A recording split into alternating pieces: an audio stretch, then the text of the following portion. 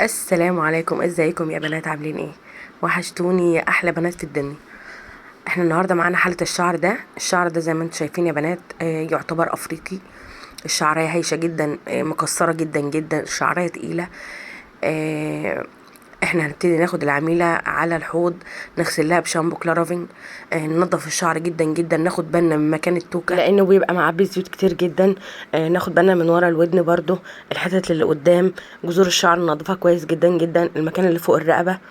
ناخد بالنا من الحاجات دي كلها يا بنات. غسلت الشعر، نضفتيه جدا من الزيوت. طبعا انت بتبقى مفهمه العميله ان قبل الفرد ب4 ايام او ب5 ايام قبل المعالجه يعني بتكون غاسله شعرها كويس، برضو ما بتستخدمش الزيوت الكلام ده. هي بتغسل عندها في البيت بشامبو جونسون او كلير الازرق، اي شامبو قشره اللي هو يطلع اي مواد مركونه في الشعر علشان الشعر معاكي يستقبل ده. بلس ان انتي بتغسلي كمان الشعر عندك بالكلارافين. لازم تغسلي الشعر كويس جدا جدا جدا. غسيل الشعر يا بنات من اهم الخطوات اللي انتي ممكن تتعاملي بيها. غسلت الشعر كويس، صدقيني الشعر هيطلع معاكي كويس. مع الخطوات التانية، المادة يا بنات ما فيهاش اي اثار جانبيه. انا وانا بحطها للعميله ما فيش اي حرقان. انا بشتغل بايدي، مش لابسه جلافز، ما فيش اي حاجه. الماده حتى لما اتحطت على الشعرايه فيها لمعه. بتشرب الشعرايه بتشرب الماده كويس. البنات بقى اللي بتبقى عايزه تقفل الفروه، لو مش بتستخدمي ليسيون لتقفيل الفروه، ممكن جدا يا بنات تستخدموه بمكعب جل الصبار. جل الصبار بتاعنا العادي اللي هو ممكن لو عندك صبار في البيت ممكن تعمليه انت وتحطيه في الفريزر في مكعب وتقفلي بالفروه عادي جدا، او مكعب ميه ورد، او مكعب تلج. طبعا بعد غسيل الشعر بالكرارفنج لازم تنشفوا الشعر 100% عشان يستقبل معاك المادة، كل المسام مفتوحة.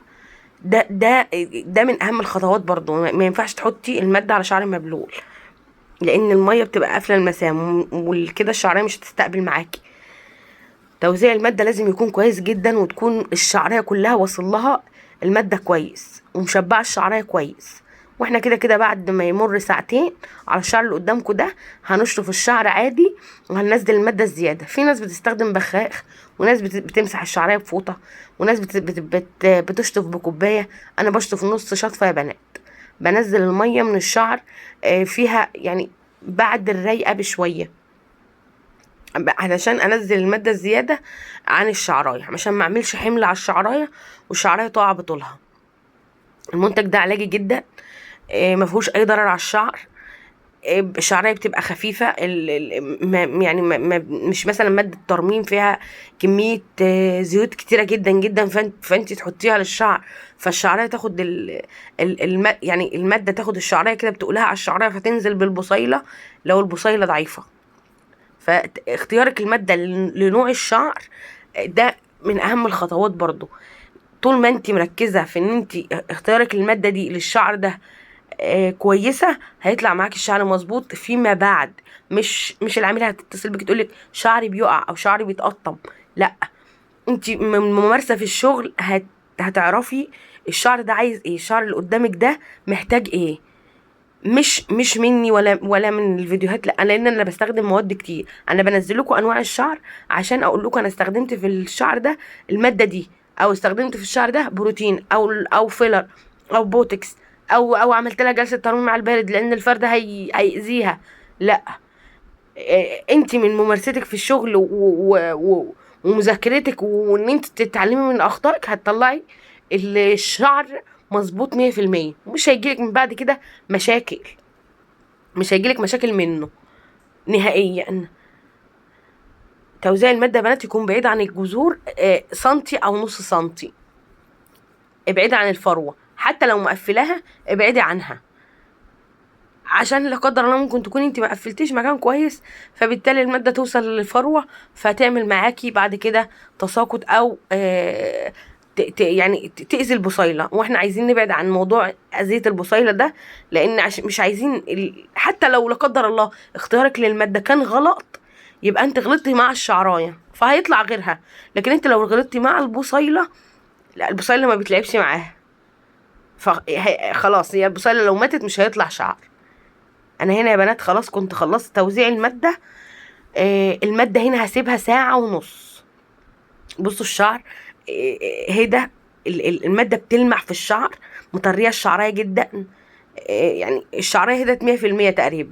هتسيب الشعر ده ساعتين لحد ما تحسي انه نشف، وهتاخديه عميلة على الحوض، تشطفي لها نص شطفة، تنزلي المية يعني يعتبر رايقة.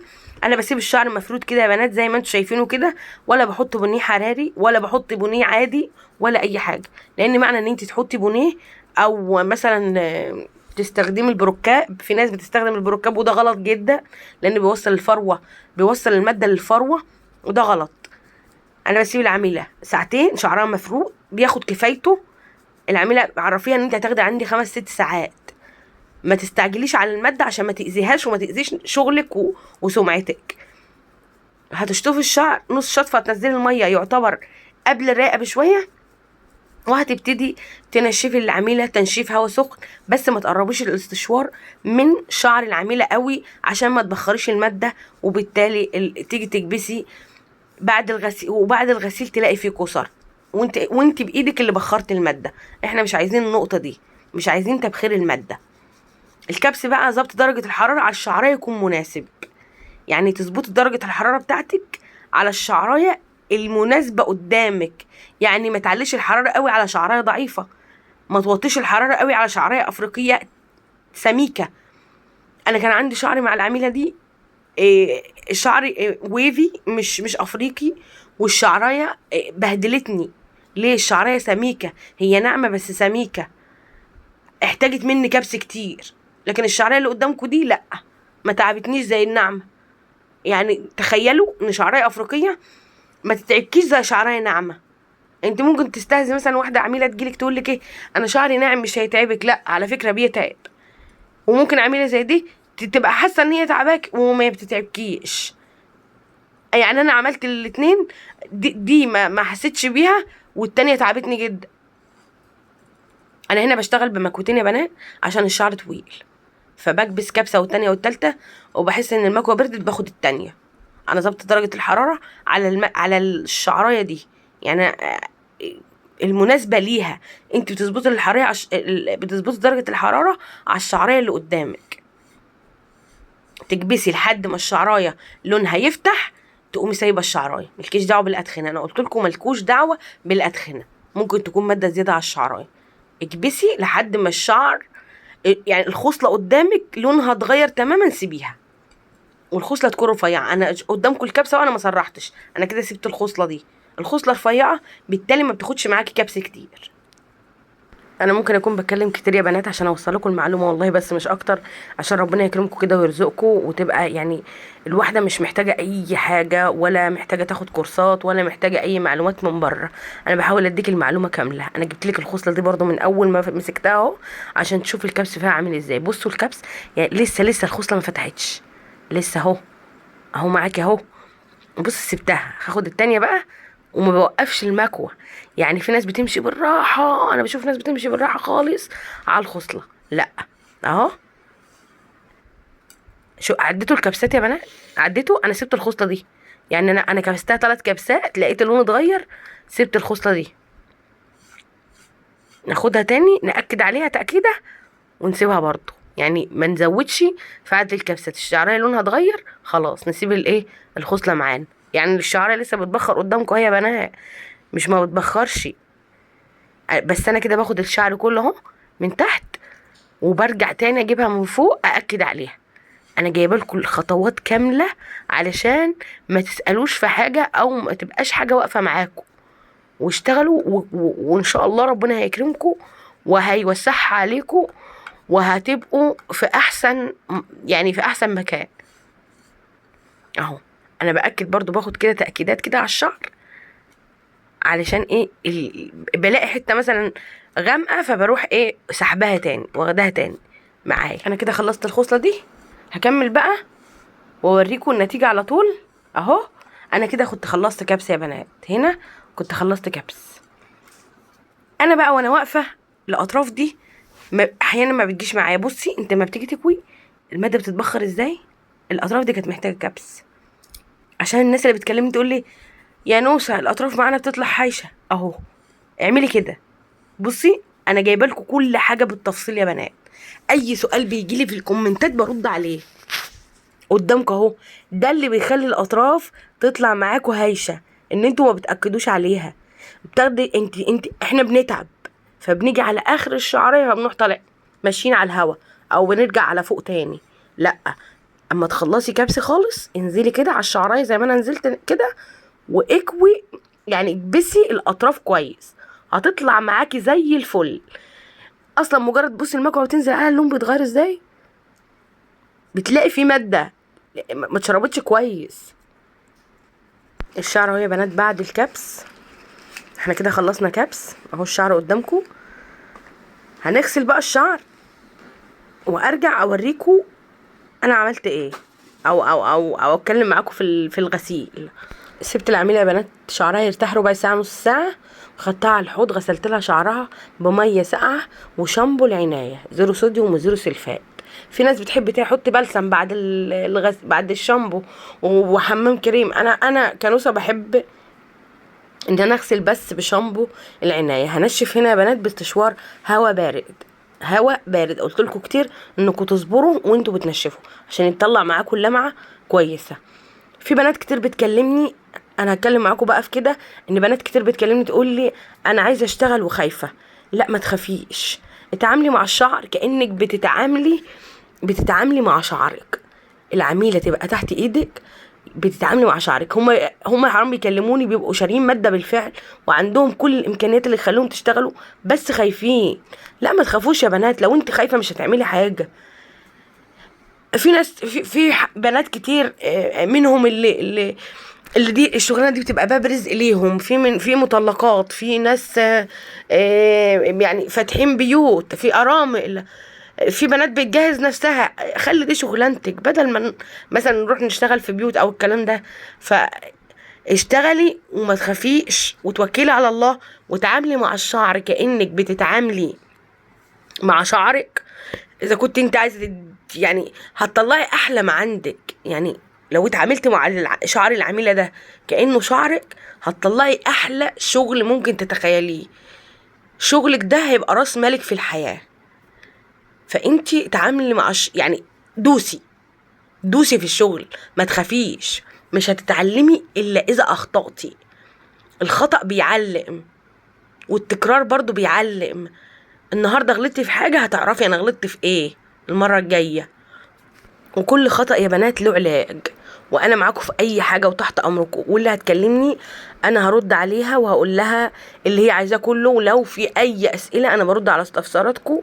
ويا رب يجعلنا سند لبعض، وان احنا نساعد بعض ونكون سبب في اجتهاد حد فينا.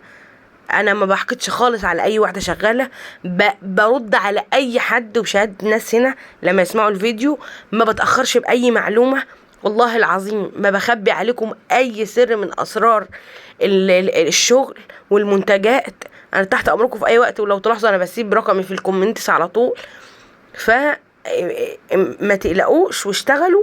ولو في اي حاجه وقفت معاكم كلموني، ما بزهقش والله. احيانا يا بنات في كتير منكم بيكلمني وانا ببقى مثلا بتغدى باكل، ممكن اسيب اي حاجه وارد عليكي. واو، ببقى خايفه اللي يكون عندك العميله مثلا وانت عايزاني في حاجه مهمه. وطبعا في اوقات تانية ببقى مشغوله فبيبقى غصب عني ما بشوفش الرساله غير بعدها، بس برد عليكي برضو. عايزاكوا كده يعني ما تخافوش واشتغلوا. والغلط النهارده هيتصلح بكره. يعني ما فيهاش اي حاجه. احنا كلنا بنغلط، انا لحد النهارده بيجي معايا اخطاء برضو. ما فيش حد طلع على طول، ما فيش حد اتعلم على طول. يعني دوسوا وان شاء الله ربنا هيكرمكم وهتبقوا احسن الناس. دي كانت نتيجه الشعر يا بنات. ما تنسيش تعرفي العميله تستخدم مجموعه العنايه بعد الفرد. انت عليك نص العمل، هي عليها نصه. لازم تحافظ على شعرها، لازم تسيبه مفروض 10 ايام بعد المعالجة او الفيلر. لازم يا بنات لو حصل اي تساقط تتابعوا العميلة عشان شعرها ما يتأثرش اكتر ونفسيتها تتعب اكتر فتلاقي شعرها بينزل اكتر. دايما خليكوا على اتصال بالعميلة. مش ما تاخدوش العميلة كأنها شغل وخلاص، هو انا عملت وخلاص خدت فلوس وخلاص العميلة خلاص مشيت فخلاص مش مهم بقى. لا، العميلة خليها ترجع لك تاني، خلي العميلة ترجع لك تاني، صدقيني ده هينفعك كتير جدا. لما العميلة ترجع لك تاني وهتطلع مبسوطة، هتقول لغيرها وغيرها هيقول لغيرها. فدايما خلوكوا كده واجتهدوا، وانا معاكم وتحت امركم في اي وقت، وبحبكم جدا في الله. ويا رب يكون الفيديو عجبكم، وربنا معانا كلنا ويرزقنا كلنا يا بنات. واي حد محتاج باب رزق ليه ربنا يوسع عليه، وتكون سبب لباب يعني لمكان تاني خالص، وربنا يوسع عليكم كلكم ويرزقكم من حيث لا تحتسبوا. وهقفل بقى الفيديو، وعايزه رايكم في الكومنتات ولايكات بقى كتير. خلينا نرفع الفيديو عشان غيركم يستفاد ويعرف اكتر عن انواع الفرد واستخدامه وطريقته وتكات محدش هيقولوك والله العظيم عليها غيري. يلا يا بنات، تصبحوا على خير ودمتم في نعيم الله وفي ستره. سلام.